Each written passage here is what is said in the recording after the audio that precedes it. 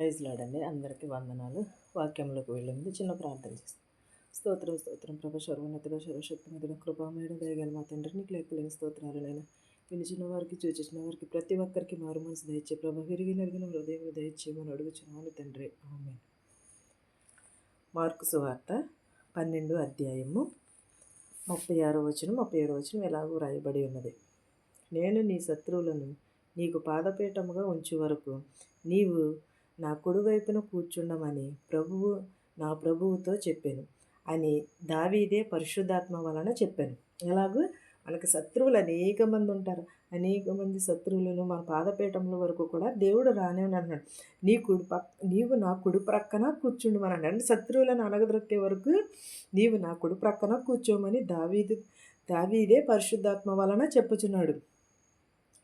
అంటే మనకు తెలిసిన వారు కానీ తెలియని వారు కానీ నేను ఎప్పుడు చెప్తూ ఉంటాను. తెలిసిన వారు కొంతమంది ఉంటారు, తెలియని వారు ఇంకా చాలామంది ఉంటారు శత్రువులు. వాటి నుంచి తప్పించేవాడు ఎవరంటే యెహోవాయే. దేవుడు తప్పగానే మనకి ఎవరును కూడా సహాయం చేయలేరు. దావీదు ఆయనను ప్రభువని చెప్పుచున్నాడే, ఆయన ఎలాగో అతని కుమారుడగునని అడిగాను. సామాన్య జనులు ఆయన మాటలు సంతోషంతో వినుచున్నారు. అంటే దావీదు ప్రభువుని అడుగుచున్నాడు. ఏలయనగా అనే కుమారుడు అడిగాను. సామాన్య జనులు దేవుని చెప్పే బోధకి వినుచున్నారు. ఈయన యేసుక్రీస్తు ఎవరి కుమారుడు? వడ్రంగివాని కుమారుడు. వడ్రంగివారి కుమారుడు అనగా యేసేపు మరియకును జన్మించినవాడు. కాబట్టి వడ్రవాని కుమారుడు కదా, ఈయన ఎందుకు ఇలా బోధ చేయుచున్నాడని ఒకరిలోకరు అనుకుంటున్నారు కానీ ఎవరిని కూడా పైకి మాట్లాడలేకపోతున్నారు. కానీ వారు ఎలా వింటున్నారు? సంతోషంతో వింటున్నారు ఆయన చేసే బోధ. ఆయనను గూర్చి చేయుచున్న బోధ అని ఏం చేసిన జనముల మీదకి జనము వచ్చును, రాజ్యముల మీదకి రాజ్యమును వచ్చును. మీ ప్రవర్తన జాగ్రత్తగా చూచుకోమని అన్నాడు. మిమ్మును గూర్చి మీరే జాగ్రత్త పడుడి అన్నాడు.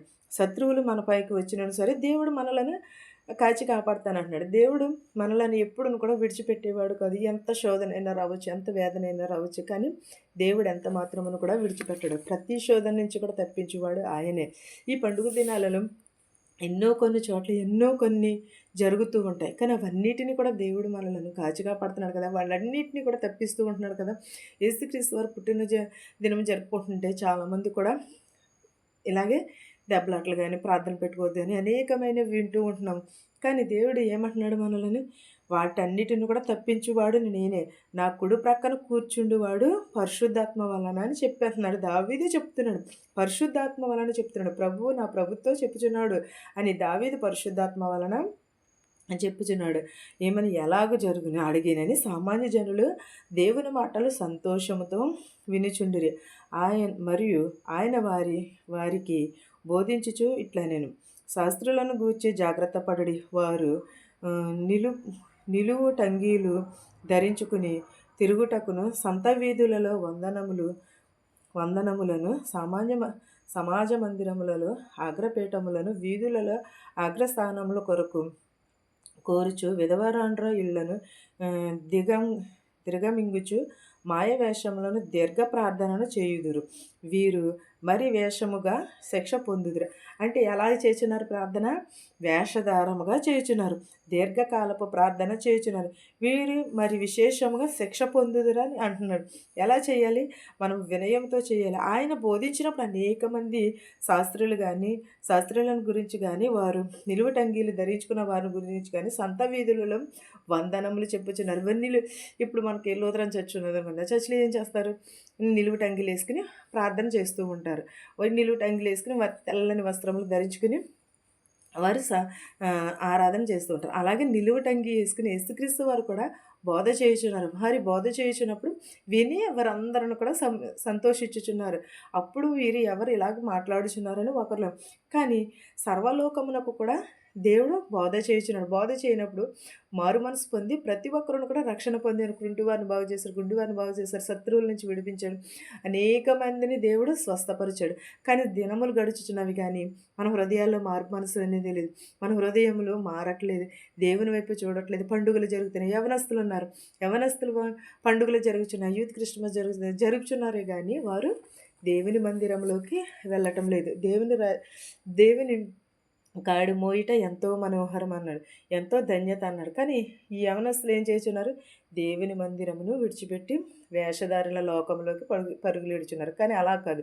ప్రతి ఒక్కరూ కూడా సంవత్సరాలు గడిచిన, దినములు గడిచినవి కానీ మన హృదయము మారాలని నేను ప్రతి ఒక్కరికి కూడా ప్రార్థించుచున్నాను. ఈ వాక్యమును మీకును మాకును మనందరికీ తోడయుండును గాక. ఆమేన్.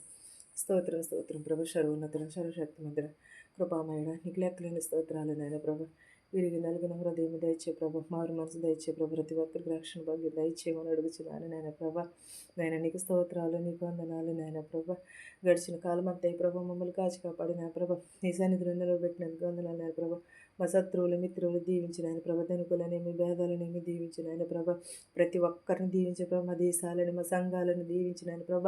అనేక మంది ప్రభు రోగాలతో బాధపడుతున్న వారందరినీ కూడా దీవించిన ఆయన ప్రభ.